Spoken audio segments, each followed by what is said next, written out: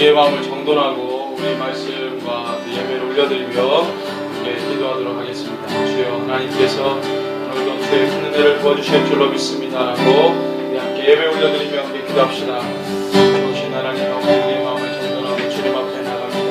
오늘도 마음과 뜻과 정성과 힘을 다해 우리 주 하나님 바라보기로 힘쓰기를 원합니다. 주님 우리 가운데 주의 거룩한 영으로 함께하여 주셔서 하나님 우리의 심령과 마음이 주님 안에서 말씀으로 평안하고 주님 안에서 은혜를 입고 하나님 유익한 시간이 되도록 역사하여 주시옵소서.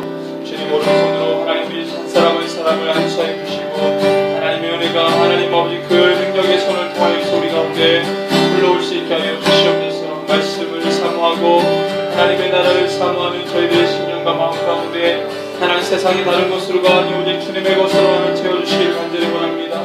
주께서 그렇게 역사해 주실 줄로 믿습니다.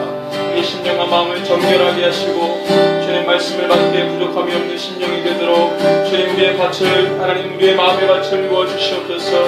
하나님 가시밭 하나님 아버지 되지 않도록 하나님 돌짝밭 되지 않도록 길가밭이 되지 아니하도록 하나님 우리의 마음밭이 하나님 착한 하나님 아버지 주님 그 마음의 밭이 되어서 하나님 말씀 떨어질 때에 30배 60배 100배 열매를 맺을 수 있는 하나님 귀한 마음밭이 되기를 바랍니다. 주님 우리의 묵은 땅을 기경하여 주시고 성령 하나님 온전히 역사해 주시는 귀한 예배가 되게 하여 주시옵소서. 주께서 그렇게 인도해 주시길 간절히 원합니다. 예수 그리스도의 보혈을 우리 가운데 덮으시고 성령 하나님 우리 가운데 운행하여 주시옵소서. 주님의 은혜가 하나님 우리 가운데 강같이 흘러오기를 간절히 원합니다. 주님 그렇게 역사하여 주시옵소서. 우리가 이 말씀을 통해 듣기를 원하고 말씀을 통해 하나님의 나라를 더욱더 그려보기를 원합니다. 주님 우리 가운데 역사하여 주시옵소서.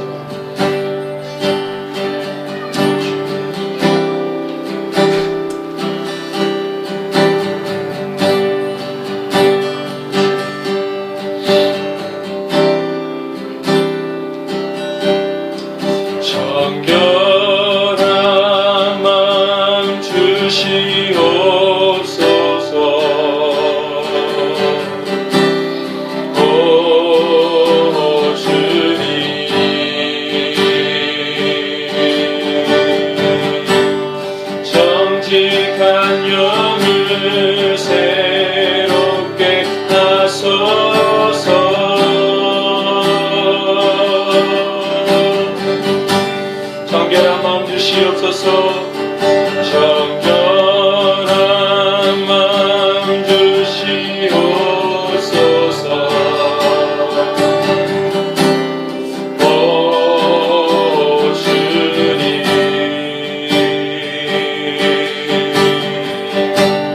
정직한 영을 새롭게 하소서.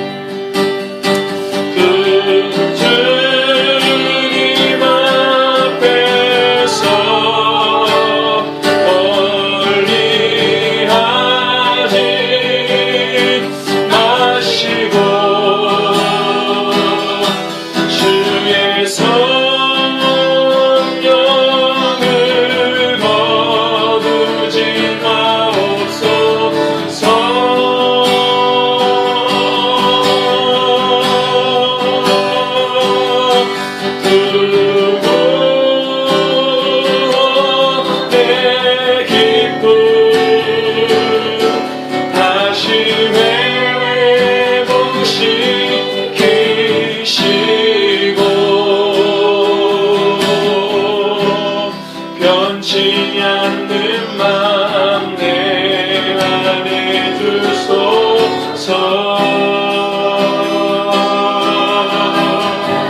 정결한 마음 주시옵소서. 정결한 마음 주시옵소서.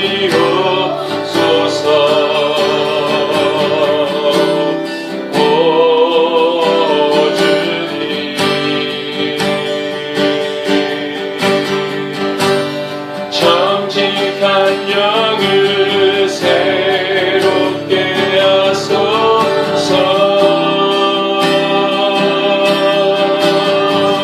정결한 마음 주시옵소서. 정결한 마음 주시옵소서.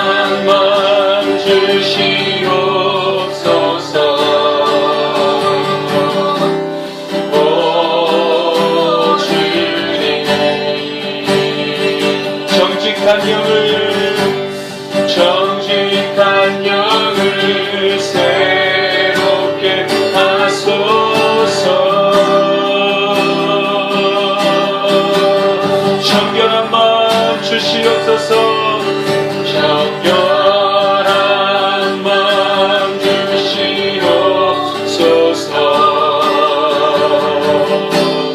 오 주님, 정직한 영을 새롭게, 정직한 영을 새롭게 하소서. 우리 함께 고백합시다. 나를 주님 앞에서, 나를 주님 앞에서 멀리 하지 마시고 주의 성령을, 주의 성령을 거두지 마옵소서.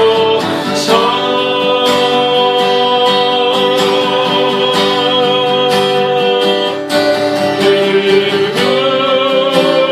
구원의 기쁨 다시 회복시키시고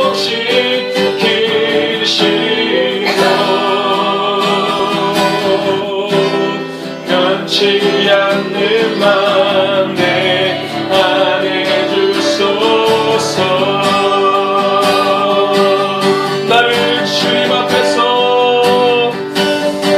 나를 주님 앞에서 멀리 하지 마시고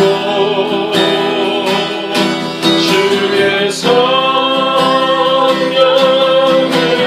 거두지 마옵소서.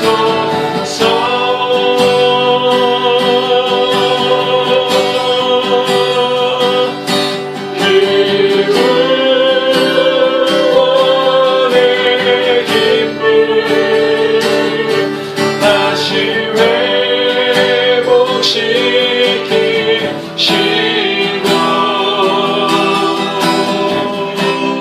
변치 않는 마음 내 안에 주소서. 그 구원의 기쁨, 그 구원의 기쁨 다시 회복시키시고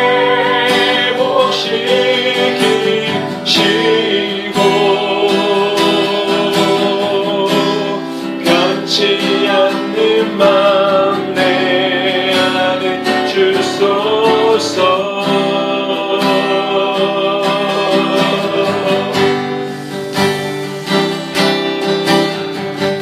우리를 사랑하시되 죽기까지 사랑하신 그 예수 그리스도의 사랑을 기억하며 오늘도 우리가 주님 앞에 나왔습니다.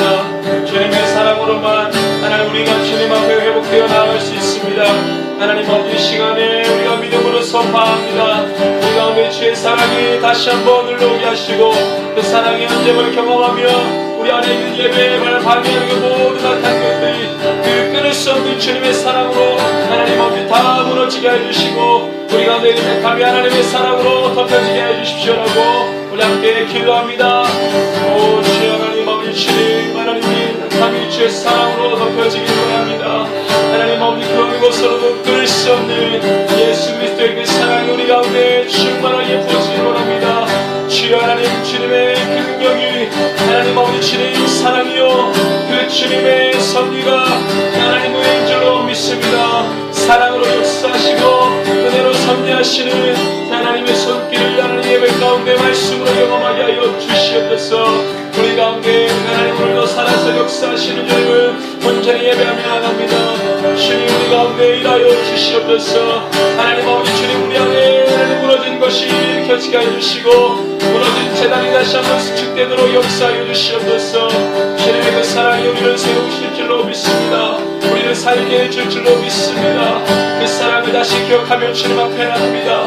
주의 은혜를 부어주시옵소서.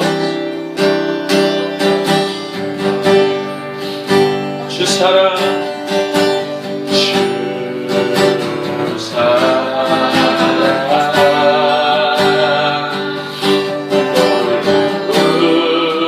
그 사랑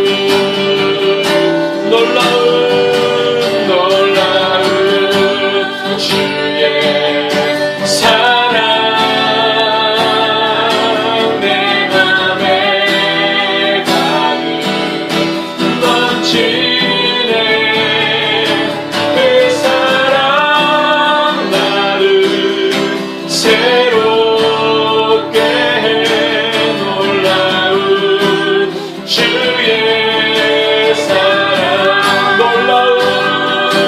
놀라운 주의 사랑 내 맘에 가득 넘치네 그 사랑 나를 새롭게 놀라운 주의 우리 주님의 사랑 선포합시다. 놀라운 주의 사랑 내 맘에 가득 넘치네 그 사랑 나를 새롭게 놀라운 주의 사랑 주 사랑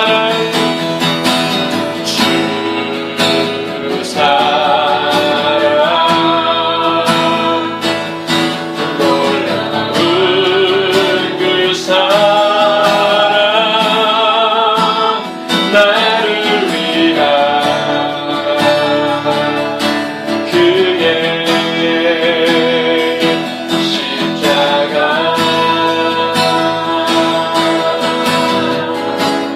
잃어버린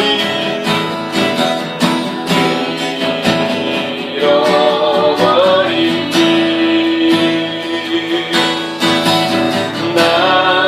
나를 찾아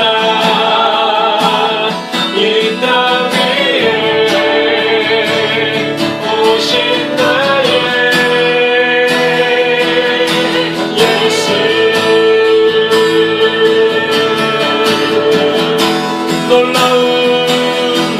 놀라운 주의 사랑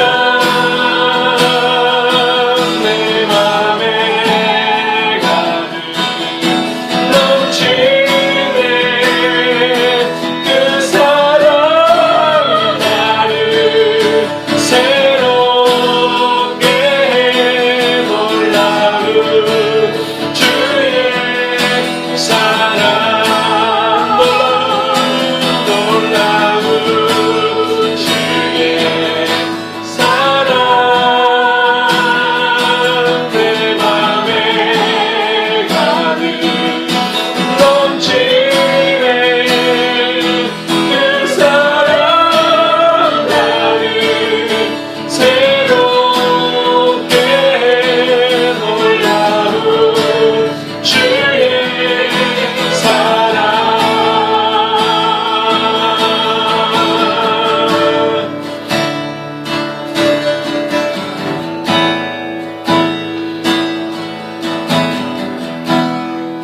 함께 기도할 때에 또 어느 것으로도 끊을 수 없는 주님의 그 놀라운 사랑 우리에게 주시니 감사합니다. 하나님 그 사랑을 이 시간에 선포합니다. 온 열방이 그 사랑으로 감동되게 하시고 땅끝까지 주님 앞에 나오는 백성들로 하나님 세워지게 하여 주시옵소서. 영동 지역의 동해부터 일어나기 원합니다. 온 땅이 주의 사랑으로 진동하게 하시고 모든 불의함과 악함이 떠나게 하여 주십시오라고 우리 주님의 나라를 선포하며 함께 기도하겠습니다. 주여 이 동해에서부터 시작해 그리스도의 그 사랑이 진동이 온 열방까지 미쳐지게 하여 주시옵소서. 하나님이 그 사람의 선한 역사를 일어나길 원하고 땅끝까지 그 영향력이 확장되길 원합니다. 주님 그렇게 우리 가운데 기름 부어주시고 하나님의 나라가 하나님 앞 우리 가운데 두 눈으로 목도하도록 역사를 하여 주시옵소서. 사람들의 신령한 마음이 아버지는 세상으로부터 돌아서서 그리스도에게로 목적하게 하여 주시고 하나님이 세상을 바라보지 아니하며 하나님 십자가의 길을 묵상하며 그 가운데 서 있는 자기 자신을 바라보며 아버지는 주님 앞에 감사하며 찬양하며 예배하도록 하나님 모든 영혼을 그렇게 변화되게 하여 주시옵소서.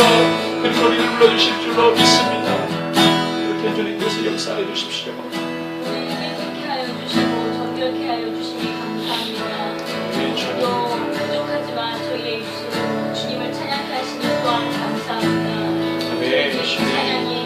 정말 저희들의 중심의 찬양이 되게 하시고 날마다의 찬양이 되어질 수 있도록 그렇게 하나님 역사하시고 인도하여 주시옵소서. 하나님 주님의 사랑이 너무나도 간절해 저희들이 그 사랑에 감격하여서 날마다 살아갈 수 있게 하시고 그 사랑에 감격하는 것으로 머무르지 않게 하시고 다른 곳으로 그 사랑 흘려보내며 주님의 그 사랑을 전할 수 있는 우리 한 사람 한 사람 우리가 될 수 있도록 그렇게 하나님 역사하시고 인도하여 주시옵소서.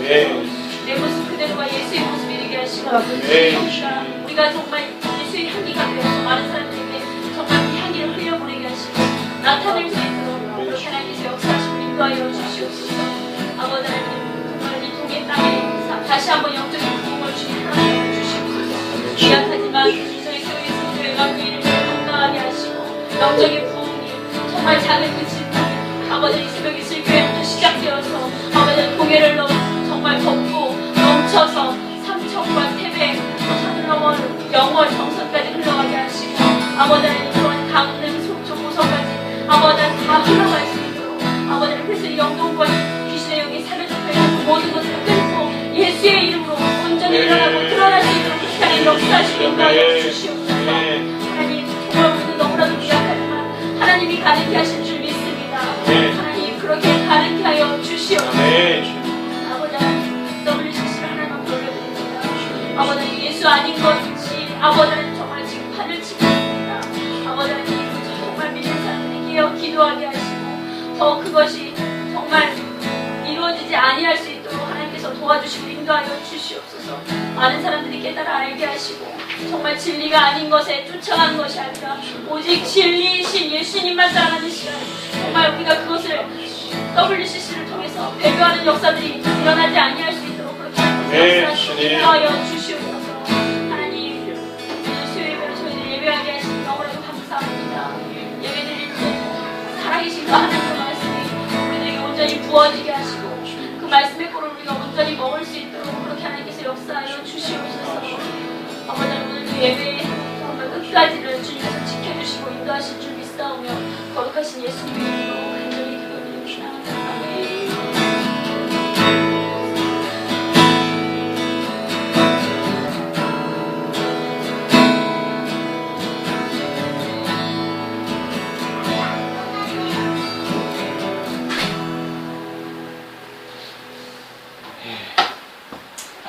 이 오늘 말씀을 해보겠습니다. 오늘 말씀의 맺잡기 24번째 시간 마가복음 9장 말씀을 해보겠습니다.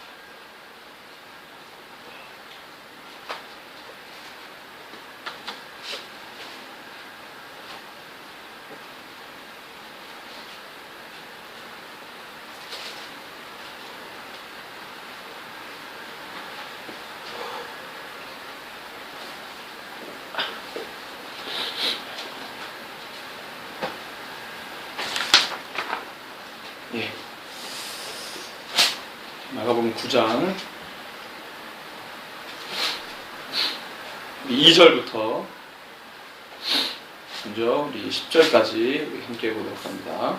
같이 공독합니다. 엿새 후에 예수께서 베드로와 야고보와 요한을 데리시고 따로 높은 산에 올라가셨더니 그들 앞에서 변형되사 그 옷이 광채가 나며 세상에서 빨래하는 자가 그렇게 희게 할 수 없을 만큼 매우 희어졌더라. 이 엘리야가 모세와 함께 그들에게 나타나 예수와 더불어 말하거늘 베드로가 예수께 고하되 라삐여 우리가 여기 있는 것이 좋사오니 우리가 초막셋을 짓되 하나는 주를 위하여 하나는 모세를 위하여 하나는 엘리야를 위하여 하사이다 하니 이는 그들이 몹시 무서워하므로 그가 무슨 말을 할지 알지 못함이더라. 마침 구름이 와서 그들을 덮으며 구름 속에서 소리가 나되 이는 내 사랑하는 아들이니 너희는 그의 말을 들으라 하는지라. 문득 둘러보니 아무도 보이지 아니하고 오직 예수와 자기들 뿐이었더라. 그들이 산에서 내려올 때에 예수께서 경고하시되 인자가 죽은 자 가운데서 살아날 때까지는 본 것을 아무에게도 이르지 말라 하시니 그들이 이 말씀을 마음에 두며 서로 문의하되 죽은 자 가운데서 살아나는 것이 무엇일까 하고. 아멘. 오늘 우리 마가복음 24번째 시간입니다. 말씀 맺잡기.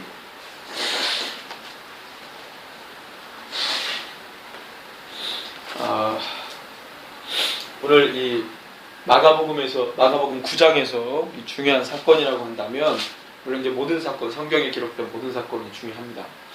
오늘 9장에서 중요한 사건이라고 한다면 이 산에서 변화하신 예수님의 이 모습이죠.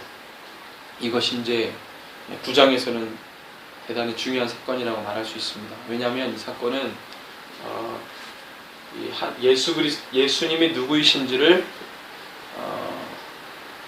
하나님이 음성으로 들려주시고 모습으로 보여주신 사건이기 때문에 하여튼 보여주실 거는 다 보여주셨습니다. 그래서 예수님의 변모 사건은 이 9장에서 뿐만 아니라 사실 전체적으로 중요하겠죠. 그렇죠? 왜냐하면 예수님만 본 게 아니고 또 누구도 봅니까? 엘리야와 모세도 보거든요. 그러니까 그 엘리야와 모세와 같은 사람과 함께 대화를 하는 예수님의 모습을 보면서 하나님의 음성을 듣습니다. 누가 듣습니까? 베드로와 야고보와 요한, 이 셋이 그 모습을 보게 되는 거예요. 여기서 왜 하나님께서 왜 예수님의 이 모습을 오픈하셨을까? 이 성경 안에 있는 사건은 그냥 경험되는 것이 아니거든요. 우연찮게 이렇게 경험되는 것이 아니라 그 타이밍에 하나님께서 이미 계획해 놓으신 사건이었기 때문에 우리가 말씀을 쭉 맥락을 살피다가 이 시점에서 이 사건은 왜 필요할까? 어떤 의미가 있을까? 어떤 메시지가 있을까? 우리에게도 마찬가지지만 2000년 전에 예수님의 제자들이 예수님이 십자가를 향해서 가시는 그 과정 속에서 예수님이 자기의 모습을 오픈하셨다. 하나님께서 오픈하게 하셨다. 하나님께서 음성을 들려주신 예는 딱 두 가지죠. 복음서에서 무슨 사건과 무슨 사건입니까? 하나님이 그렇죠. 예수님의 세례 받으실 때 하나님이 음성 들려주신 것. 그걸 세례요한이 듣잖아요. 예수님만 들은 게 아니라 세례요한. 그 다음에 이 사건 변화산에서 예수님이 변화될 때 하나님께서 들려주신 이 두. 그때 하나님이 뭐라고 말씀하십니까? 비슷하죠? 세례 받으실 때는 뭐라고 하셨죠? 내 사랑하는 자요? 내 기뻐하는 자라고 했어요. 그 다음에 오늘 말씀에서는 하나님 뭐라고 하십니까? 내 사랑하는 아들이니 너는 그 말을 들라. 거룩하신 하나님이 이때까지는 예수의 정체성이 불분명합니다. 십자가 지기 전까지는, 또 부활하기 전까지는. 그죠? 예수의 제자들이 예수님을 따라다니지만 사실 예수님의 정체성이 불분명해요. 본인 자신은 그렇지 않지만 그 예수님을 주위를 따라다니는 주위의 사람들은 예수님의 정체성이 불분명해요. 근데 이 시점에서 하나님께서 예수님에게 예수님을 따르는 제자들에게 예수님의 모습을 오픈하십니다. 근데 우리는 이 변화산에서 예수님의 모습을 오픈하시는 것뿐만 아니라 세례 받으실 때 그때도 우리가 연관적으로 생각할 수 있습니다. 세례 받으실 때는 왜 그렇게 하셨을까요?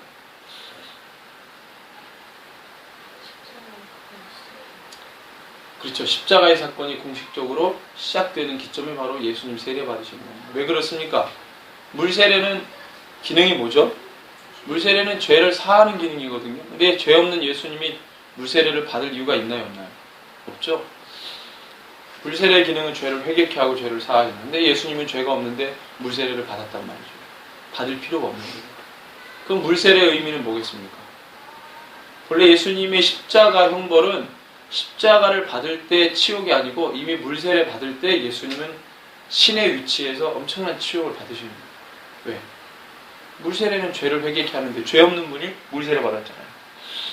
그죠? 그러니까 물세례는 어떤 것의 복선입니까? 십자가 지는 사건의 복선이란 말이죠. 예, 물세례는 누가 받아야 됩니까? 우리가 받아야 돼요. 물세례는 죄 있는 우리가. 근데 그거를 대신 예수님 받으신 거예요. 예수님 대신 물세례 받으시고 그 물세례의 의미가 이 사람은 뭡니까? 세례요한이 그죠? 모든 죄를 지고 가는 어린이. 이미 물세례를 받을 때 예수님은 그 사명을 받으신 거예요. 공식적으로. 그러니까 하나님이 그 시점에 하나님께서 가만히 있을 수가 없죠. 어떻게 하십니까? 하나님의 이 놀라운 구원 역사 가운데 가장 중요한 사건은 예수님이 십자가 지신 건데, 예수님이 십자가를 지셨다는 것은 이제는 내 백성이 나와 함께 살 수 있다. 이게 됐기 때문에 내 사랑하는 아들이요 내 기뻐하는 자라라고 말씀하신 것은 비단 예수님에게 하신 말씀뿐만 아니라 예수님의 사역을 통해 하나님께 다가올 모든 하나님의 백성을 향해 선포하신 겁니다. 죄 아래에 매여있던 우리가 예수님의 십자가 사건을 통해서 더 이상 죄 아래에 있을 이유가 없었어요. 부활과 동시에 우리도 다시 살게 됐습니다. 이제는 죄의 불순종의 아들들이 아니고 성령의 인치심을 받은 하나님의 자녀의 백성이 된 거예요. 그러니까 우리는 죄 아래에 있는 자가 아니라 하나님 아래 백성이죠. 그러니까 자유인이 됐어요. 얼마나 기쁩니까? 하나님께서 그것을 시작하신 예수님을 볼 때, 세례 받으실 때 내 사랑하는 아들이요 내 기뻐하는 자라고 그때 하나님께서 말씀하셨어요. 그냥 하신 게 아니고 물세례 받는 게 뭐가 그렇게 기쁘겠어요? 하나님 입장에서 물세례 받는 게 뭐가 기쁘냐고요. 세례요한이 물세례 줄 때 뭐 어떻게 했어요? 독사의 새끼들아, 종교 지도자들이 막 물세례 받으려고 오니까 뭐라고 합니까? 이 독사의 자식들아, 누가 너희들어 임박할 진노를 피하라고 하더냐. 이 얘기는 뭐예요? 너희들은 죄를 회개케 하는 물세례 받을 필요가 없다. 받으면 안 된다. 너희들은 그냥 심판받아 죽어버려라. 이 얘기예요. 너희들은 물세례를 받을 자격이 없다. 회개할 자격이 없다. 세례요한이 이렇게 선포한 거예요. 그러니까 물세례를 받을 때의 분위기는 파티가 아닙니다. 물세례를 받을 때의 분위기는 엄숙해요. 물세례 받을 때의 분위기는 회개하고 눈물 찔찔 짜고 막 자기 가슴을 치면서 물세례를 받는 거예요. 좋은 감정으로 받지 않습니다. 자기 자신을 꿇어 엎드려서 완전히 저 물속에 자기 자신을 푹 담그고 나는 죽었어 하고 자기 자신을 반성하고 뉘우치는 자리죠. 그러니까 하나님 편에서는 그런 분위기가 좋을 리가 없죠. 본인은 죄가 없잖아요. 십자가 지실 때도 마찬가지죠. 그 형벌을 다 예수님 받으신 자기 독생한 아들이 다 받는답니다. 좋을 리가 없죠. 예수님이 이 땅에서 태어난 것 자체가 하나님께는 좋을 리가 없죠. 자존심 상하는 거죠. 주님이 그렇게 생각할지 모르겠지만 제가 볼 때는 하나님이 그 하늘 보좌를 버리시고 이 땅에 오시니 얼마나 자존심이 꺾이시는 거예요. 하나님의 자존심이 꺾여도 그렇게 꺾일 수가 없는 거죠. 그래서 십자가에 다 내주시고, 근데 그 다음에 십자가를 통해서 죄가 무너지니 하나님께 나올 백성들을 바라보면서 기뻐하시는 거죠. 그때 하나님의 마음은 그랬습니다. 근데 오늘 9장에 나오는 예수님의 변모 사건에서 하나님의 마음은 무엇일까요?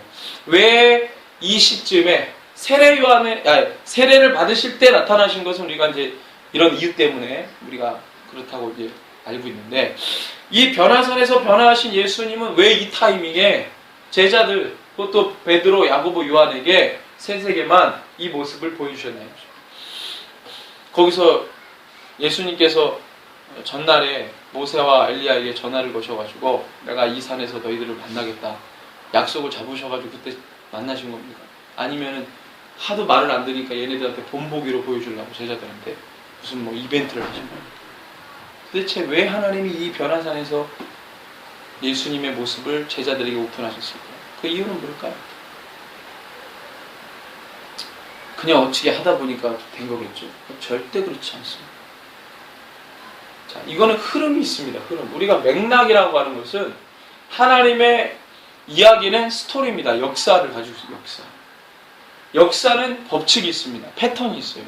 이거는 세상 역사가들도 말하는 겁니다. 일정한 역사를 인류 초기부터 지금까지 역사를 연구해 보니 일정한 패턴이 있더라. 역사에는. 근데 역사가 패턴이 있다는 것은 굉장한 얘기죠. 이거는 난 크리스찬 역사가들이 얘기하는 거예요. 역사가 패턴이 있다. 이건 이상한 얘기죠. 왜 이상합니까? 일정한 패턴이 있다는 거예요. 이게 말이 안 되잖아요. 이거는 누가 엄청난 존재가 개입하지 않으면 일정한 패턴이 있을 수가 없죠. 이 거대한 장관 인류의 역사. 여러분들 인류의 역사를 세상 역사에는 몇 년으로 봅니까? 뭐 오스트랄로피테쿠스, 뭐 자바 원인, 베이징 원인, 무슨 네르탈린 원인. 참고로 하여튼 이름도 오스트랄로피테쿠스. 그거는 원숭이 두개골로 얘기가 됐어요. 사람 두개골이 아니라고 판명했단 말이에요. 원숭이 두개골. 하여튼간에 그 인류의 시초라고 말하는 직립보행을 하는 직립보행 인류의 시초라고 하면 안 되고 직립보행하는 인류의 조상으로 그 사람들을 몇 년까지 추정합니까? 수천 년이 아니에요. 만 몇 년까지 갑니다. 인류의 역사가 그렇게 장구하고 긴 세월 동안에 하나님이 개입하시고 그러니까 그 역사의 양으로 따지면 어마어마한 양이에요. 그 양이 엄청난 방대한 양을 가지고 있는 그 역사가 일정한 패턴으로 돌아간다는 것은 엄청난 외부의 존재가 개입했다는 것을 반증하는 얘기예요. 근데 역사가들이 일정한 패턴이 있다는 것은 다 동일하게 얘기하지만 엄청난 존재가 개입했다는 것까지는 확장 못하죠. 왜? 하나님의 존재를 모르기 때문에. 그냥 그렇다고만 얘기하죠. 그렇지만 크리스찬 역사가들은 그것이 하나님이라는 것을 말하죠. 일정한 패턴이 있더라. 우리가 하나님의 말씀을, 성경을 역사로 쭉 보다 보면 이 맥락이 있어요. 하나님께서 개입하시고 섭리하시고 운행하실 때 이 맥락이 있습니다. 이 맥락은 후대 사람들이 볼 때에는 교훈으로 받을 만큼 엄청난 메시지를 포함하고 있어요. 의도가 있단 말이에요. 의도가 있습니다. 하나님은 역사를 운행하실 때 의도를 가지고 운행하세요. 의지를 가지고 운행하세요. 왜 그렇습니까? 목표가 있기 때문에. 시작하신 분이 과정과 끝을 향해 달려가시는데 사람도 어떤 프로젝트를 시작하면 목적과 비전이 있잖아요. 그것을 향해서 지속적으로 달려가잖아요. 그리고 매듭을 짓고 끝을 맺습니다. 하나님도 마찬가지죠. 모든 만물을 창조하신 그분, 시작하신 그분이 이루실 끝을 향해서 달려가기 때문에 역사가 있는 것이고 그 자리자리마다 엄청난 교훈의 메시지가 있는 것이죠. 그것을 우리가 발견하는 겁니다. 그렇기 때문에 이 9장에서 예수님의 변모 사건은 그냥 우연히 발생한 사건이 아니라 우리에게 정확하게 무언가를 말씀해 주시기 위한 어떤 메시지가 있다는 거예요. 2000년 전에 예수님의 발자취를 따라가는 제자들에게 더 중요하겠지만 오늘날 2000년이 지나서 우리에게도 이것을 볼 때는 굉장히 중요한 거죠. 자, 시점을 보게 되면 우리가 지금 전전을 쭉 보면 좀 흐름을 좀 살펴보면 지금 예수님께서 제자들에게 우리가 어디서부터 보면요 6장에 보면은 제자 파송이 나옵니다. 12제자 파송이 6장에 12제자 하나님께서 둘씩 보내시면서 하나님 나라의 일들을 선포하도록 하십니다. 전도 사역을 하죠. 제자들이 이 전도 사역을 하면서 예수님께서 하시려는 일이 무엇인지를 간접적으로 경험합니다. 예수님께서 이 땅에 오셔서 하시는 일은 두 가지예요. 죄를 회개케 하고 하나님의 나라를 선포하는 거거든요. 이것을 본인만 하지 않고 12제자 파송 또는 누가복음에 보면 9장 10장에 9장에는 12제자 파송, 10장 누가복음 10장에는 70인 제자 파송이 나와요. 그러니까 제자 파송이 우리가 마태마가 누가 요한 전체를 볼 때 요한에는 나오지 않지만 이 공간복음서를 볼 때 적어도 2차례 이상의 제자 파송 사역을 예수님께서 시키신 걸로 추정을 합니다. 일단은 2회는 우리가 있다는 것을 우리가 알고 2회 이상은 했다는 거예요. 그러니까 이 복음 예수님의 제자 공동체가 나중에 이 복음서를 쓸 때 그것을 감안해서 중요한 12제자 파송, 그 다음에 70인 제자 파송, 이거 중요한 것들을 이제 쓴 거죠. 기록을 한 거죠. 자기의 공동체 맞게. 이때 예수님께서 제자들에게 예수님의 그 사역을 경험하기 위해서 이 제자 파송 사역을 합니다. 그럼 이제 제자들은 예수님께서 우리에게 앞으로 시키실 일이 이러구나라고 대충 짐작합니다. 그 다음에 예수님의 사역이 뭔지를 예수님이 하신 것도 맞지만 본인도 했거든요. 그럼 이제는 나중에 예수님께서 자기가 하실 일을 우리에게 뭐예요? 위임하시고 맡기신다는 것을 그들이 어성푸레게나마 압니다. 물론 방향은 좀 다르죠. 예수님은 진정한 하나님의 나라를 이루기 위한 목적이 있는 반면에 제자들은 그것이 주목적이 아니었죠.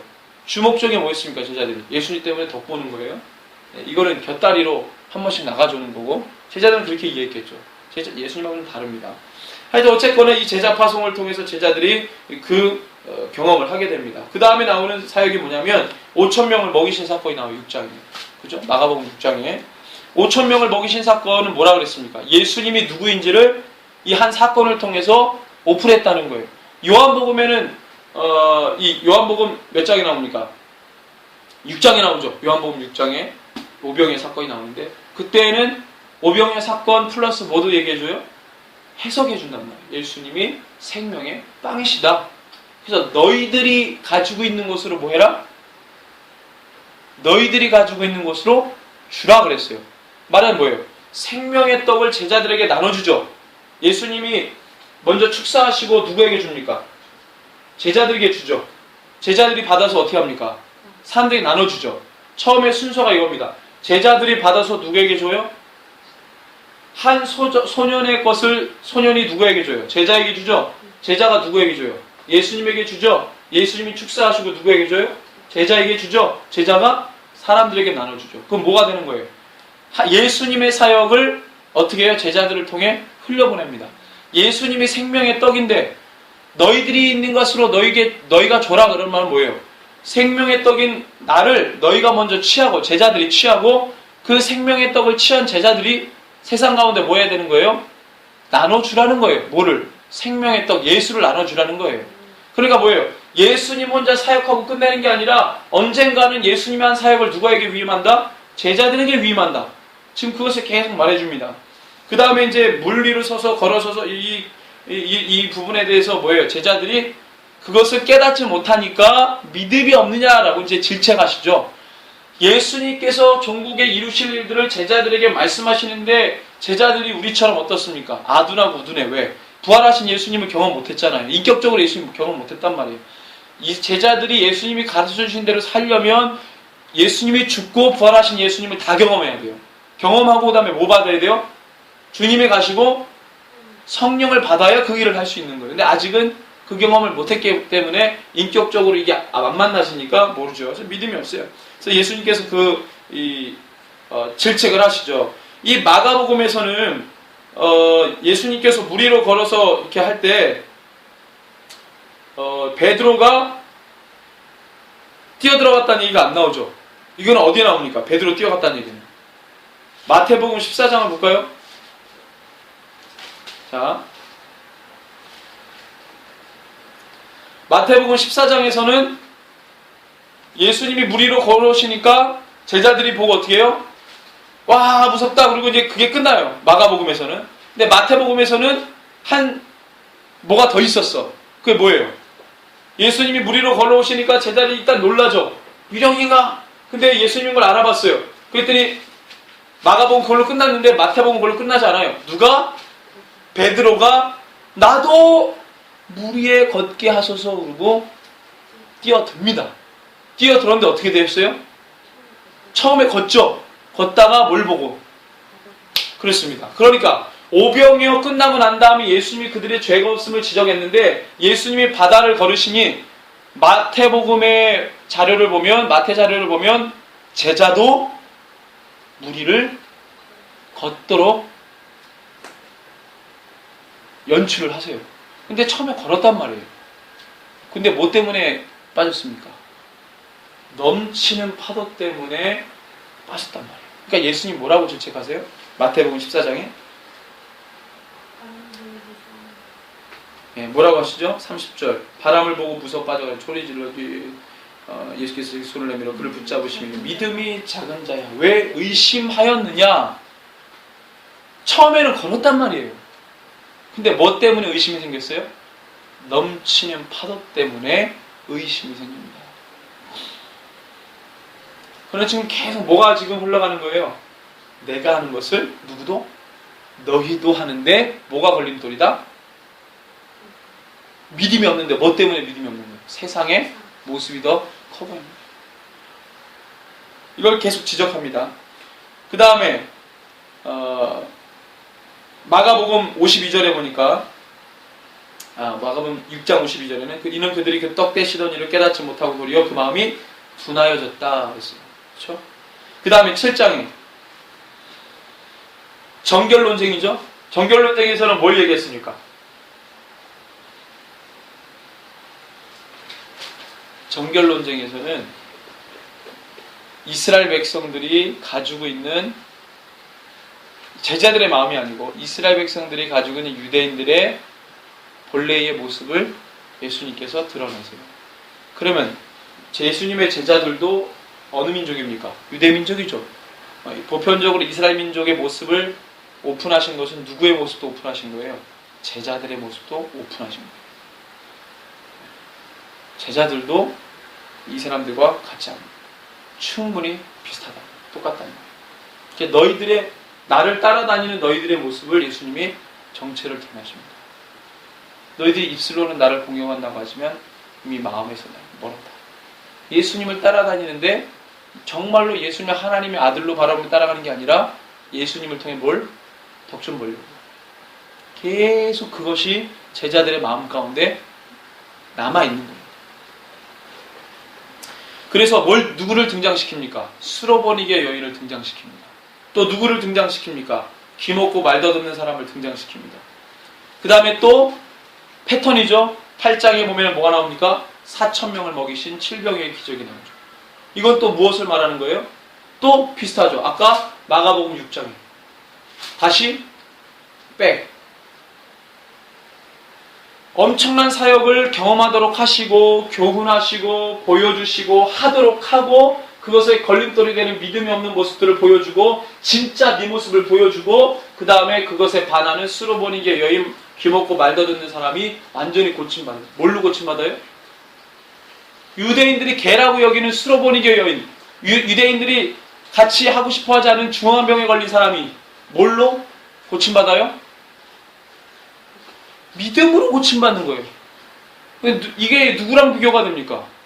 예수님 따라다니는 제자들하고 비교가 되는 거예요. 걔네는 예수님을 따라다닌다고 하지만 믿음이 없다.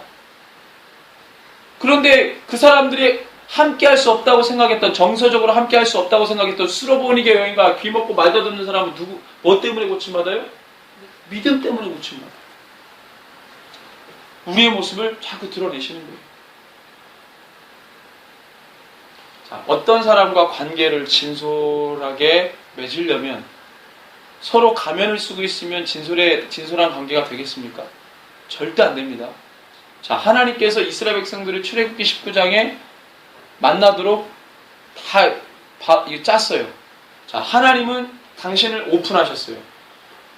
제한된 공간 안으로 들어올 수 없는 분이 비집고 들어왔어요. 무한하신 분이 유한한 공간에 들어왔단 말이에요.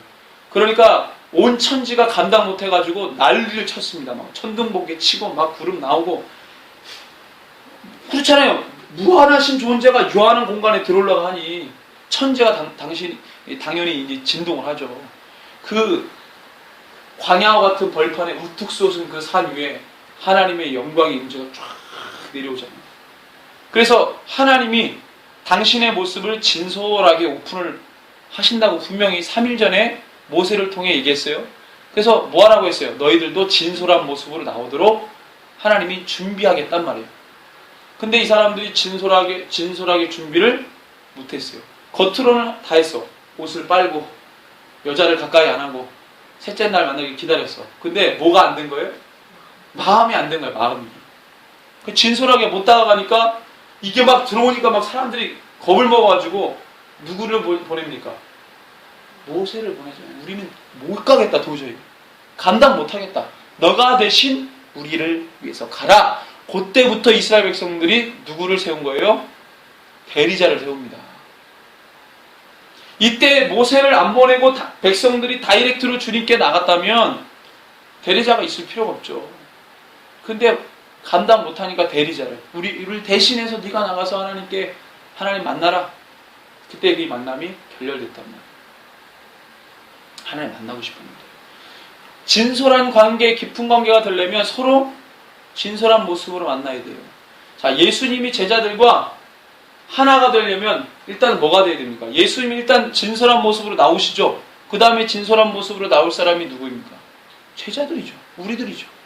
이게 돼야 하나가 되는 거예요. 연합이 된단 말이에요. 놀라운 역사가 나타나죠. 이게 안 되면 교회는 계속 어려워요. 이게 안 되면 하나님의 나라는 계속 흔들흔들 되는 거예요. 우리는 늘 진솔한 모습으로 나가지 않습니다. 가면 쓰거든요. 그러니까 마가복음 8장 내용이 그거예요. 너희들 가면 쓰지 마라. 입술로는 나를 공경한다고 하는데 마음은 내게서 멀도다. 이 말은 뭐예요? 너희들이 지금 가면 썼다 이거예요. 너희 제자들도 지금 가면 썼다 이거예요. 그걸 벗겨내라는 거예요. 너희들 이것 때문에 믿음이 자꾸 걸림돌이 돼서 나에게 나오지 못한다. 그렇지만 쓸어보니게 여인과 귀먹고 말도 듣는 사람은 그 모습 자체가 진솔해요. 더 가릴 게 없어. 이 사람들은 성전 미문의 안전뱅이가 뭘 가리겠어요? 삶 자체가 오픈되어 있어. 가릴 게 없어. 가면이 없어. 그냥 지푸라기를 잡고 싶은 심정을 하나 있는 거예요. 이미 모습이 오픈되어 있어요. 여러분들 회당에서 혈루병 12년 동안 혈루병 앓는 여인이 예수님이 손 마른 여인을 고치잖아요. 예수님께서 주위에 사람들이 있는데 이게 어떻게 고친 거냐면 사람들이 있는데 여인을 불러 올립니다. 그러면 12년 동안 자기 지병이 있는 것을 여러분들 유출병은 부정한 병이죠. 유대 사회에서 지금도 피가 안 멈추고 계속 줄줄 샌다는 거는 좀 우리가 생각해 보잖아요. 이게 부정한 병이란 말이에요. 유대 사회에서는. 자기의 부정한 모습을 드러내고 싶은 사람이 있겠어요? 없겠어요? 자기의 치부나 자기의 그런 연약한 모습들을 드러내고 싶어 하는 사람이 있어요? 없어요. 옛날에 이렇게 신방을 가보면 이렇게 무슨 병원 신방이나 그다음에 아프신 분들 병문안 신방을 가면은 그분들이 늘 그 마음에 이 부담이 있는 게 초췌한 모습을 보이고 싶지 않은 그런 얘기들을 하세요. 아유, 제가 몰골이 좀 그래서 다 그런 마음이 있거든요. 그래서 병원 신방도 그런 게 조심스러운 거예요. 초췌한 모습을 보이고 싶지 않은, 병약한 모습을 보이고 싶지 않은. 제가 인천에 있을 때 청년부를 맡으셨던 장로님이 나이가 50대인 아주 젊은 장로님이고 그 다음에 중경 회사를 이끄는 CEO인데 이분이 믿음이 정말 좋아요. 근데 암이 걸리셨어요. 젊은 나이에. 지금 이제 소천하셨죠.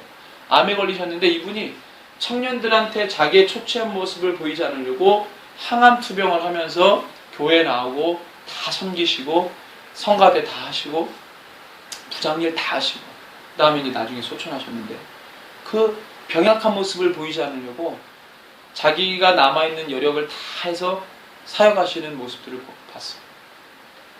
이게 다 똑같은 심리거든요.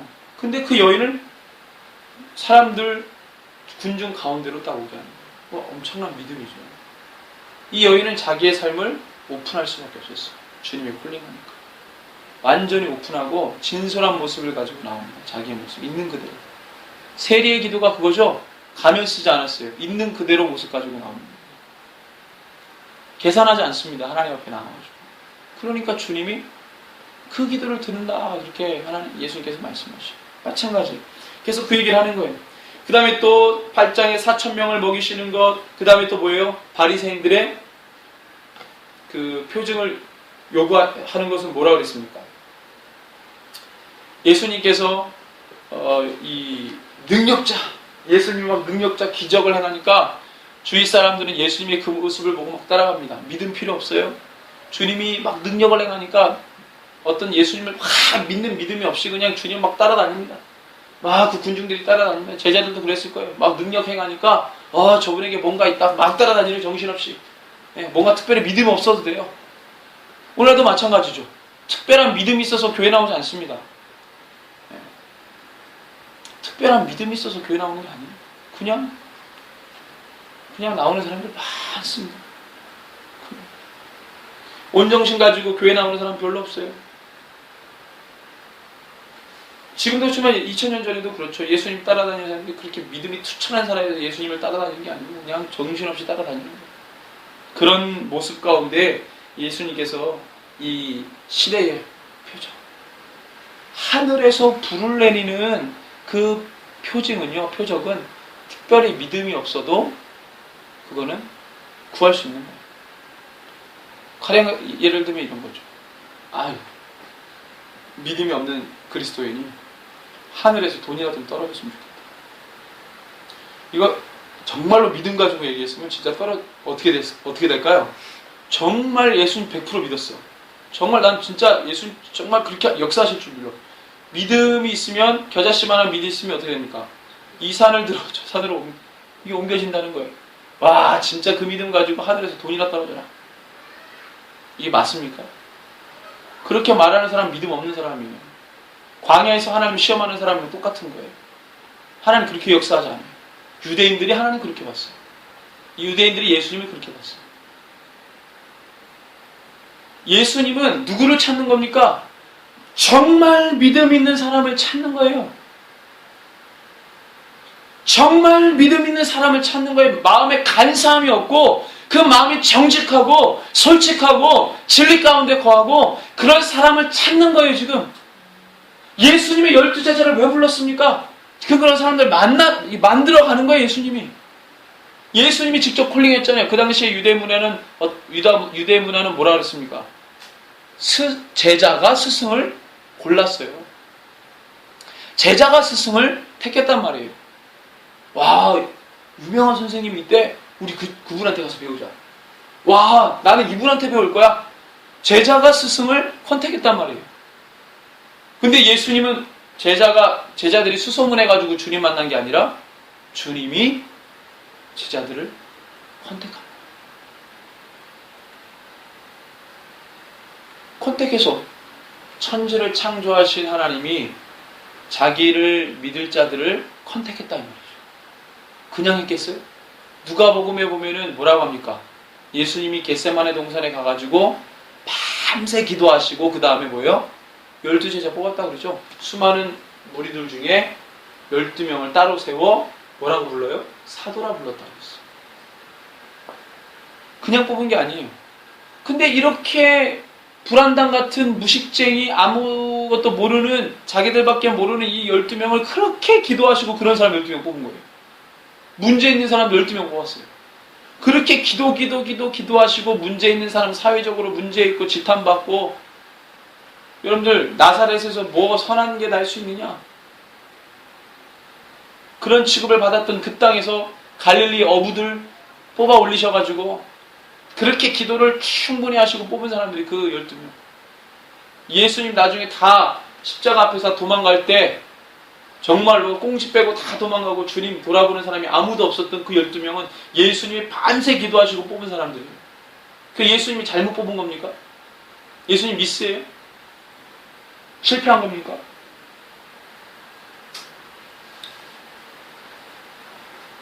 정말 믿음 있는 사람을 예수님께서 찾고 계시는 거예요. 그 12명은 그 믿음 있는 사람으로 만들어 가시는 거죠.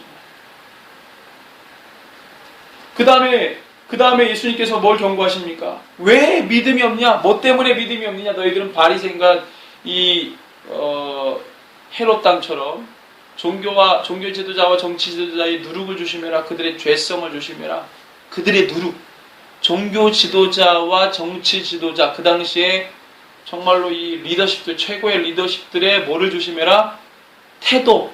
이 누룩이라는 것을 제가 아주 설명을 해석하면 그들의 태도, 그들의 습성, 그들의 가치관, 그들의 세계관, 그들의 어떤 이 모습들, 그들의 사고, 그걸 뭐하지 마라?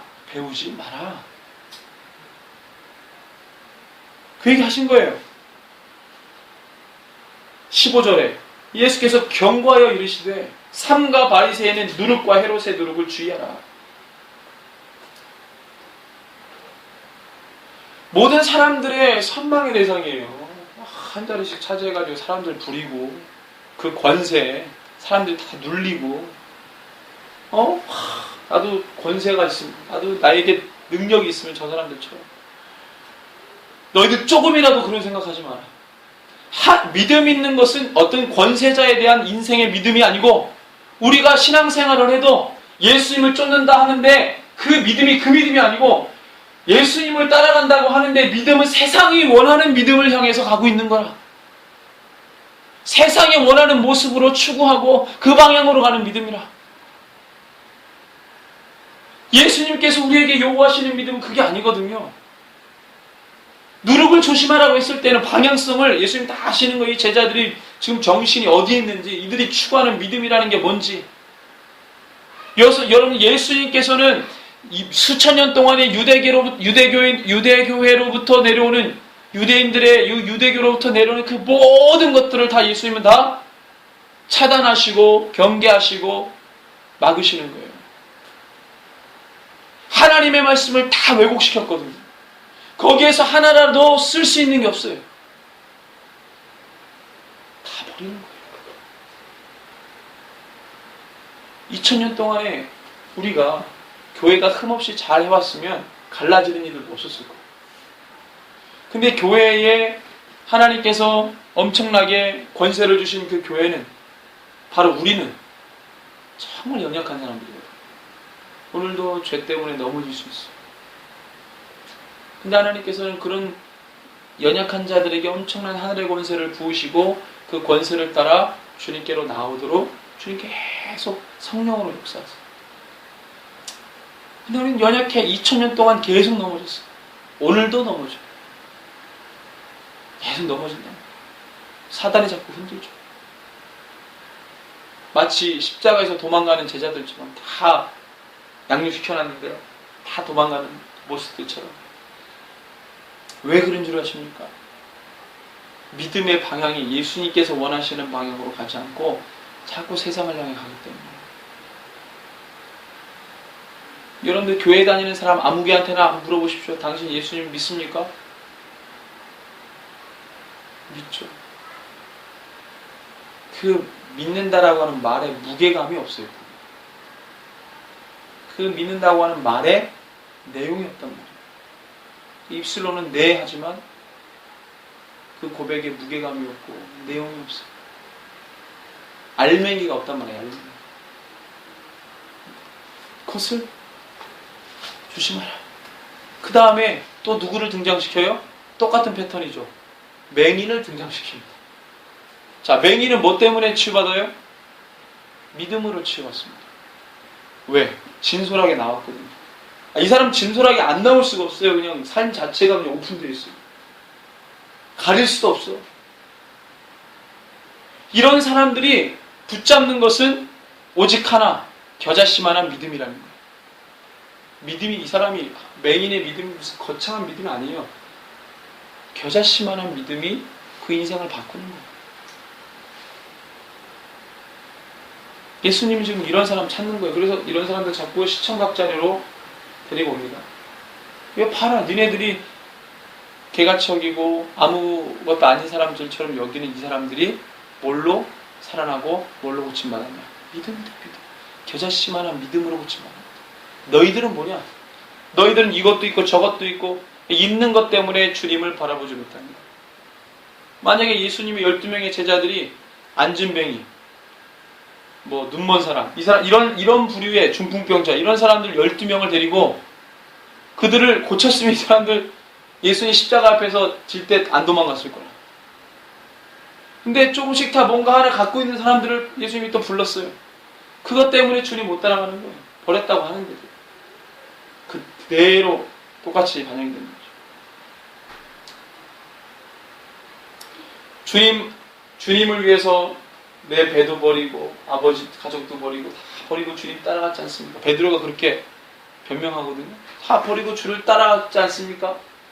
근데 그게 진짜 버린 게 아니라 내가 그런 것들이 있을 때에는 그런 것들을 믿고 인생 살았는데 지금은 뭐예요? 그게 아니라 예수님으로 대상이 바뀌었어요. 근데 방향은 똑같아. 예수님한테 모든 걸 걸고 덕 좀 보자 이거. 그전엔 내 능력을 덕보고 내 지인들을 이 관계십을 통해 덕을 봤는데 내가 어떻게 능력 있게 하느냐에 따라서 그 덕을 보고 살았는데 이제는 그 예수님이라고 하는 분을 덕을 보고 배우고 살겠다. 방향은 똑같아. 대상 바뀌었는데. 우리의 모습은 물이 변하여 포도주가 되는 것처럼 완전히 바뀌는 거예요. 완전히. 우리 중국의 선교사님 자기 가정 스토리를 쫙 오픈하시는데 그냥 볼 때는 왜소하고 빼짝 마르셔가지고 고생 많이 하셨겠다. 근데 배경이 좀 있어요. 아버지가 30년 동안 은행에 계셨어요. 그래가지고 이 선교사님이 고등학교 때 하도 병이 있어가지고 1년을 쉬고 다시 고등학교로 다녔거든요. 그래서 자기 이 동급생들 다 자기보다 1살 어린데 그 대학교를 안 가려고 했는데 어떻게 해서 가게 됐어요. 머리가 좀 있으신 분인가 봐요. 근데 대학교를 가가지고 예수님을 딱 만나니까 이제 완전히 불을 받은 거예요. 그래서 인생의 방향을 정했어요. 선교사로. 근데 아버지가 반대하는 거예요. 야, 너는 내 한마디면은 어느 은행에 바로 들어갈 수 있는데 너 무슨 은행 무슨 선교시냐. 아버지가 계속 종용하는 거예요. 내가 능력이 있고 내가 관계가 여기저기 은행에 다 있을 때 너가 가야지. 아빠가 이빨 다 빠지고 능력이 없을 때 어떡할래? 계속 종용하는 거예요. 10년 동안. 아들이 선교지로 선교사로 나갔는데도 계속 3차례 아버지가 콜링을 하시더라고요. 마지막 콜링 하신 게 불과 한 6년 전인가 7년 전. 아들아, 이제는 마지막이다. 이제는 다 내 친구들이 퇴임한다. 이제 정년 다 퇴임한다. 아직 요게 마지막이니까 요거 아니면 난 이제 너 뒤를 못 봐준다. 그때 선교사님이 애들이 이제 그때 마음이 약간 흔들리더래요. 아버지가 이게 마지막이다라고 얘기를 하니까 흔들리더래요. 자기가 그때 아버지 말을 듣고 은행 생활을 했으면 지금 뭐 남부럽지 않게 살 텐데 하나님이 정신 차리게 해줘. 그러니까 우리의 삶이라고 하는 것은 철저하게 하나님께서 주장하시는 거예요. 우리의 믿음이라는 것은 철저하게 하나님이 원하시는, 개개인마다 다 다릅니다. 개개인마다 하나님 원하시는 믿음의 모습들이 다 달라요. 왜 사람의 모습이 다 다르잖아요. 똑같지 않잖아요. 그 사람의 분량에 맞게, 그 사람의 이 모습에 맞게 하나님께서 믿음을 요구하세요. 그 하나님이 원하시는 대로 나아가는 것이 중요합니다. 근데 내가 주님 앞에 나아간다고 하는데 세상의 모습과 비슷하게 가지고 나가면 하나님 기뻐하지 않죠. 자, 그래서 한 맹인의 치유. 그 다음에 뭡니까? 베드로의 고백이 나오죠. 이거는 베드로가 자기 지식으로 고백한 게 아니라 그랬어요. 이거는 하나님이 그 베드로의 입을 빌려서 선포하게 하신 거예요. 그 다음에 예수님께서 이제 순환과 이 부활에 대해서 첫 번째 얘기하시면서 제자도에 대해서 이때 고백하세요. 뭐 해라? 나 십자가에 달려 죽는다. 난리가 났어요. 그랬더니 예수님이 그 다음을 하시는 게 더 충격이죠.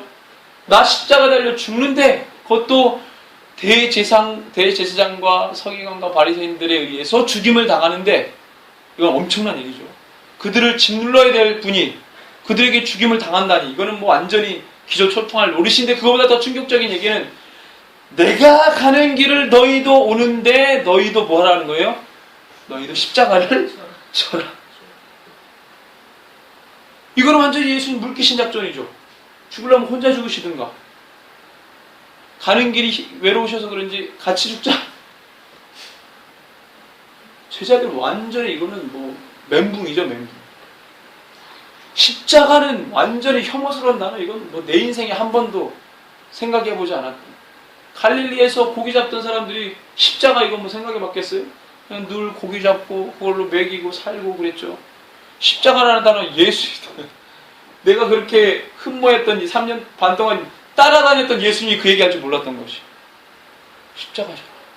그게 내 제자다. 그게 내 제자다. 십자가는 2000년 전에 십자가 예수님 말했을 때 이 십자가는요 아주 리얼하게 말씀드립니다. 이건 저주의 언어였어요. 저주의 언어. 저주의 언어. 그냥 말뿐만이 아니라 사람을 죽이는 데 있어서 가장 참혹하고 아주 참남한 형틀이 바로 십자가 형틀이었어요. 이거 북방에 있는 유럽 북방에 있는 민족이 아주 야만족이 사용했던 형틀을 로마 제국이 가지고 와서 한 거예요. 이것이 고대 시대는요 나무에다가 시체를 매다는 것이 굉장히 뭐예요? 이 전쟁을 하고 있을 때는 여러분들 이 얘기 들어봤을 거예요. 성문에다가 죽은 시체를 달아놓잖아요. 이런 거는 비일비재했는데 이거는 적에게 뭘 주기 위한 겁니까? 위압감을 주기 위한 거예요. 뭐 어디 시체를 창에다가 달아놓은 거예요. 옛날에 아수르 제국이 되게 잔인한 민족으로 알려진 게 아수르 제국은 바벨론도 그랬죠. 초토화 작전을 씁니다. 하여튼 정복한 나라들을 싹쓸이 하는데 가가지고 사람들을 다 창에다가 꽂아서 다 찔러놨어요. 이거를 다 했어요. 그러니까 주변국들이 그게 무서워가지고 앗수르에 다 복종했거든요. 이거는 적군에게 위압감을 주게 한 행동이죠. 고대 시대 때 다 있었어요. 어디 나무에 다른다든가 창에 성에다가 다른다든가 이런 거.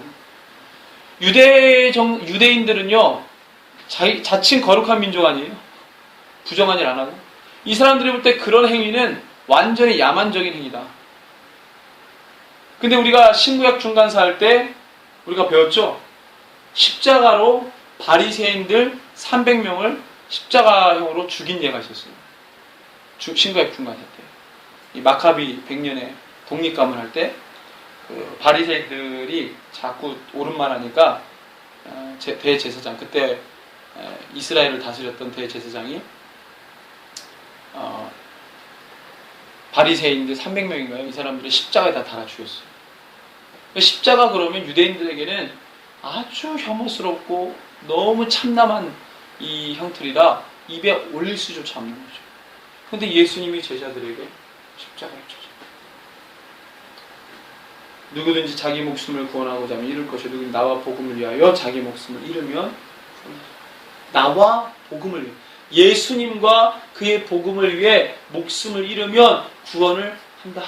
예수님이 이 얘기를 제자들에게 합니다. 그리고 변화산 사건이 있게 된 거예요. 자, 여러분들 이 흐름과 맥락이 이제는 뭐예요? 곧 뭐가 임박해 옵니다. 예수님이 지실 참혹한 십자가를 그 전에 계속 어떤 패턴으로 왔어요? 내가 하는 일을 누구도 해야 된다? 너희도 해야 된다. 나의 이 엄청난 사역들을 누구에게 위임한다? 너희에게 위임한다. 하나님의 나라를, 회개를 선포하고 하나님의 나라를 선포하는 것을 나도 했지만 누구도 해야 된다? 너희도 해야 된다. 예수님이 하셨던 일을 해야 되는 자들은 예수님의 제자요. 그들은 세상과 구별된 자입니다.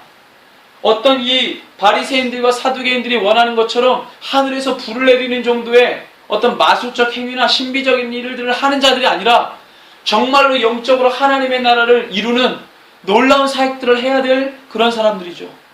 이런 사람들이 예수님이 십자가를 지고 걸어가는 그 길, 모든 죄를, 여러분들 예수님이 십자가를 지지 않으면 사단을 그 다음에 이길 수 있어요? 없어요? 없어요. 예수님이 십자가를 지고 죽으시고 부활했기 때문에 사단이 완전히 망한 거죠. 이미 예수님이 이기신 거죠. 예수님이 하신 일을 제자들에게 맡기시기 위해 예수님이 뭐 하신 거예요? 이미 판을 이겨놓도록 하신 거예요. 그러면 그 이겨놓도록 하신 그 판에 누가 놀아야 됩니까? 우리가 놀아야 돼요. 누구의 이름으로? 이미 승리하신 예수님의 이름으로 제자들이 놀아야 돼요. 주님이 하신 일을 우리도 해야 되기 때문에 주님이 걸어가신 십자가의 길을 우리도 걸어가야 그 일을 할 수 있습니다. 근데 예수님이 이때 하나님께서 예수님의 변화된 모습을 보여주십니다. 자, 왜 보여주십니까? 이제는 뭐예요? 십자가 지는 일이 첫 번째 예고하시고 초읽기 들어갔어요. 째깍째깍. 알람 켜졌단 말이에요. 째깍째깍.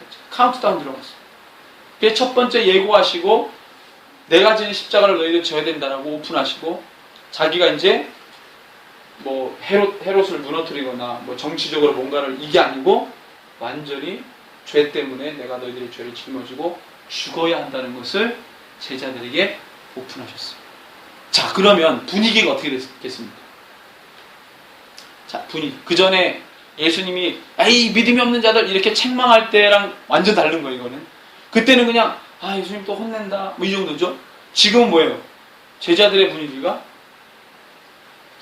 이건 이제 성경적인 표현으로는 마음이 물같이 녹습니다.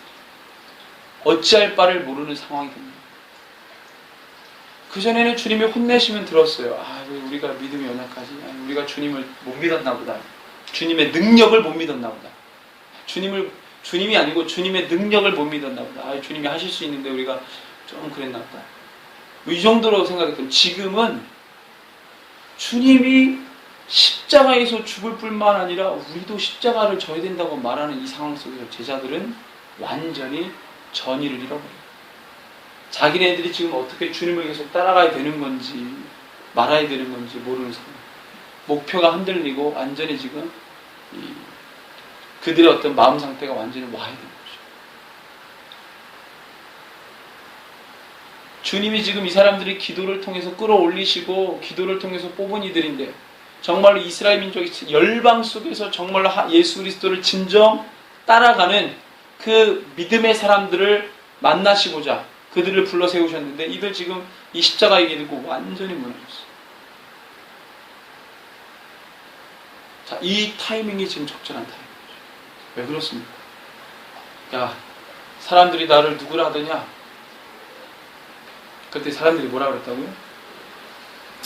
8장 28절 세례 요한이라 하고 더러운 엘리야라 더러운 선지자 중에 하나라 그랬어요. 선지자 중에 엘리야가 유명하니까 엘리야입니다. 세례 요한 다시 나온 거 아니에요. 이때 당시에 세례 요한이 그리스도라고 계속 얘기하는 것들이 있었기 때문에 세례 요한입니다. 근데 이 제자들도 그 소문을 알고 있었어요. 그 제자들 베드로, 야고보, 요한이 변화산에서 누구를 만납니까? 예수님과 엘리야와 모세입니다. 모세는 유대인들이 가장 존엄하게 여겼던 분이에요. 엘리야는 선지자 중에 대빵이었고. 근데 그 어마어마한 사람들과 누가? 예수님이 대화를. 이에 엘리야가 모세와 함께 그들에게 나타나 예수와 더불어 말하고는 사절이죠. 베드로는 지금 최상의 모습을 본 거예요. 모세를 보고 엘리야를 보고 그리고 3년 반 동안 따라다녔던 예수님과 그들이 대화를 해요. 그럼 예수님은 모세도 아니고 엘리야도 아닌 게 드러났죠. 모세가 환생한 것도 아니고 엘리야가 환생한 것도 아니에요. 예수님은 예수님이죠. 근데 엎친 데 덮친 격으로 누가 또 얘기를 합니까? 어디서 들려오는지 모르는 음성이 나죠? 뭐라 그래요? 구름 속에서 소리가 나되 이는 내 사랑하는 아들이니 너희는 그의 말을 들으라. 하나님께서 말씀하십니다. 너희는 누구의 말을 들으라? 예수의 말을 들으라 말씀하십니다. 타이밍이 아주 시적절하죠. 너희는 그의 말을 들으라. 이는 내 사랑하는 아들이다. 베드로가 뭐라고 고백했습니까? 주는 그리스도시요 살아계신 하나님의 아들이십니다. 이거 누가 고백한 거예요? 하나님께서 베드로를 통해 선포하신 거예요. 제자들이 들어야 할 말은 무엇입니까? 예수님이 누구라는 거예요? 하나님의 아들이십니다. 하나님의 아들이신 그분이 십자가를 지십니다. 왜 지시겠어요? 우리의 죄 때문에. 하나님의 아들이 우리의 죄 때문에 죽으셔야 우리가 사는 것을 하나님께서 말씀하십니다. 지금 너희들 앞에 있는 예수가 누구인지를 아는 것이 제일 중요하죠. 지금 너희들 앞에 있는 예수는 엘리야도 아니고 모세도 아니고 정치적으로 뭔가를 일으키는 어떤 정치적 군주도 아니고 너희들 앞에 있는 예수는 내 아들인데 내가 너희를 위해 내어주는 자다. 이거를 알아야 된다. 예수님이 3년 반 동안 가르쳤던 그 어떤 메시지보다 이것이 제일 중요하죠. 제자들이 그걸 알아야 했어요. 과연 예수님이 누구인가? 진정 예수님이 어떤 분인가? 이 경험을 하고 이 엄청난 경험을 하고 나중에 부활하신 예수님 만나죠? 제자들. 과연 하나님의 아들이시오. 과연 하나님이시오. 범접할 수 없는 그것 때문에 베드로와 제자들이 우리는 주님과 함께 있을 수 없습니다. 그리고 다 고향으로 가잖아요. 그전에는 뭣도 모르고 따라다닌 거예요. 처음부터 알았으면 그 앞에 쭉 엎드려서 다녔겠죠. 기어 다녔겠죠. 예수님 뒤에. 정말로 그 존재를 알고 나니까 함께 할 수 없다는 걸 압니다. 그래서 이 제자들이 주님 앞에 다시 설 때에는 자기의 연약함을 다 털어가죠. 디베라 바닷가에서. 그것은 제2의 골고다 언덕입니다. 거기서 제자들이 죽어버린 거예요. 예수님은 진짜 골고다 언덕에서 죽으셨죠. 다시 살았죠. 제자들은 그 디베라 바닷가 그 디베라바다가 어떤 곳입니까? 예수님 처음 만난 곳이죠. 거기서 제자들이 완전 죽었다가 살아나 예수님의 진짜 제자가 된 거죠. 모든 것이 분명해질 때가 있어요. 지금은 잘 몰라요. 믿음이 있노라 하면서도 부족합니다. 그런데 지금 우리가 주님 앞에 온전히 설 수 있는 단 하나는 우리의 진솔한 모습을 그대로 오픈하는 거예요. 제자들처럼 예수님 따라다니네 하고 가면 쓰고 다니면 그날이 와봐야 하는 거지. 정말 이 문둥병자, 스로보니게 여인, 안목 부는 자, 이 사람들이 고침받은 어떤 믿음의 결과를 우리는 경험하지 못합니다. 그래서 진솔하게 주님 앞에 나아가는 것이 중요해요. 그것이 참된 제자의 첫 번째 조건입니다. 그게 안 되면 주님 진솔한데 나는 진솔하지 않으면 역사가 일어나지 않아요. 내 있는 모습을 그대로 세리의 기도처럼 나와 모습을 주님 앞에 올려드립니다. 그게 제자의 첫 번째 중요한 조건이죠. 이제 하나님은 주님의 모든 모습을 다 보여주셨어요. 다. 이제 진짜 모습을 보여줄 차례는 제자들. 근데 십자가 그 겟세마네 동산에서 진짜 모습을 보여줘야 될 제자들이 다 도망갔어요. 그게 제자들의 모습이었습니다. 믿음입니다. 진짜 그 사람이 십자가의 길을 걷는 믿음의 사람인가를 볼 때에는 고난이 올 때 어떻게 반응하는가를 보면 알 수 있습니다. 어떻게 행동하고 어떻게 생각하고 어떻게 움직이는지를 보면 그 사람이 진짜 믿음이 있는 사람인지를 보게 됩니다. 근데 고난이 올 때 악한 짓을 한다든가, 고난이 올 때 불의한 일을 한다든가, 고난이 올 때 피한다든가, 고난이 올 때 도망간다든가, 고난이 올 때 선한 모습이 없으면 그건 진짜 믿음 있는 사람이 아니죠. 제자가 아니죠. 예수님의 인격적으로 예수를 만나지 못한 예수님 만나기 이전에 제자들의 모습과 다를 바가 없어요.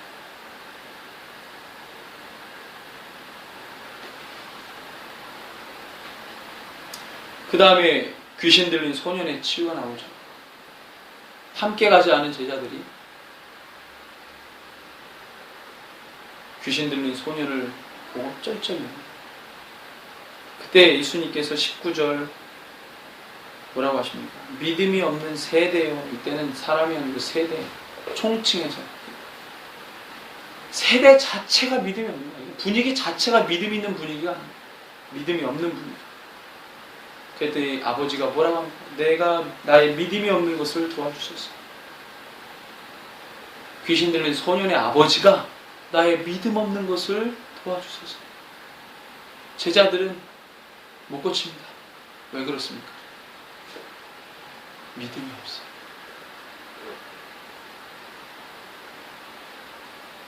(29절에) 기도 외에 다른 것으로 이런 종류가 나갈 수 없다. 제자들은 기도하지 않습니다. 그리고 두 번째, 순환과 부활입니다. 참담한 것은 계속 실망스러운 모습을 제자들이 보여줍니다. 33절에 37절 제자들이 뭐합니까? 자리다툼하죠. 누가 크냐 얘기하고 있어요. 38절 41절에는 자기네들을 뭐 했습니까? 특별화했어요. 우리 편이 아닌데, 예수님 안 따라다니는데, 우리에 속하지 않았는데, 다른 어떤 사람이 우리에게 속하지 않은 다른 사람이 예수님의 이름으로 이적 행함을 합니다. 어떻게 할까요? 예수님 뭐라 그래요? 금하지 말라. 내 이름을 의탁하여 능한 일을 해가고 즉시로 나를 비방할 자는 없다. 우리를 반대하지 않는 자는 우리를 위하는 자다. 제자들이 왜 이렇게 얘기하는 줄 아세요? 자기네들을 특별화하기를 원했어. 자기네 사람 가지고 밖에 있는 사람을 치는 거야. 제자들의 마음이 높아져 있기 때문에, 심령이 가난해지지 않아요. 높아져 있었어요. 예수님 때문에. 그거 자리다툼하면 지들끼리 자리다툼하죠. 아니면은 의시 우리 편 아니야 너? 엇박지르고 쟤 우리에게 속한 사람이 아닌데 이렇게 하던데요? 높아져요.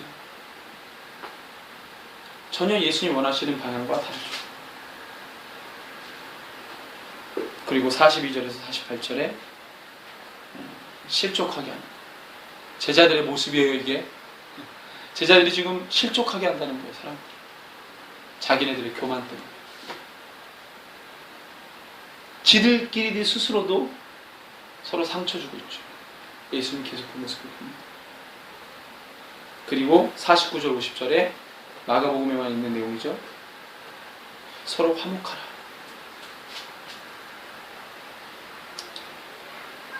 예수님이 그들에게 해줄 말은 이거밖에 없는 거예요. 서로 화목하라. 자, 우리가 오늘 말씀을 10장 9장 말씀을 좀 깊이 보게 됐는데요. 주님이 우리에게 말씀하시는 이 흐름이 있습니다. 그래서 여러분들이 잘 캐치하시고 주님 말씀을 더 깊이 묵상하셨으면 좋겠습니다. 예, 제가 시간이 많이 지났는데 제가 기도하고 마치겠습니다. 주님 감사합니다. 심히 연약함에도 불구하고 우리를 예수의 제자로 부르시고 지금도 말씀을 통해 십자가의 길을 걷게 하시니 주님 감사합니다. 우리가 연약한 자라 도망가고 싶기도 하지만 그럴 때마다 주님 우리의 신명과 믿음을 붙드시고 주님 오시는 그날까지 주님 걸어가신 발자취를 따라갈 수 있는 주의 사람들 되게 하여 주시옵소서. 이렇게 우리에게 성령으로 기름 부으시고 주님 말씀을 쫓아 나아가는 거룩한 종들 되게 하여 주시옵소서. 지금은 우리 구주 예수 그리스도의 크신 은혜와 하나님 아버지의 무한하신 사랑과 성령 하나님의 위로 감동 교통 충만 치유 회복케 하시니 주님 오시는 그날까지 참된 제자로 서기를 결단하는 새벽예수 공동체 모든 예배자들 머리 위에 이제로부터 영원토록 함께 계실지어다. 아멘.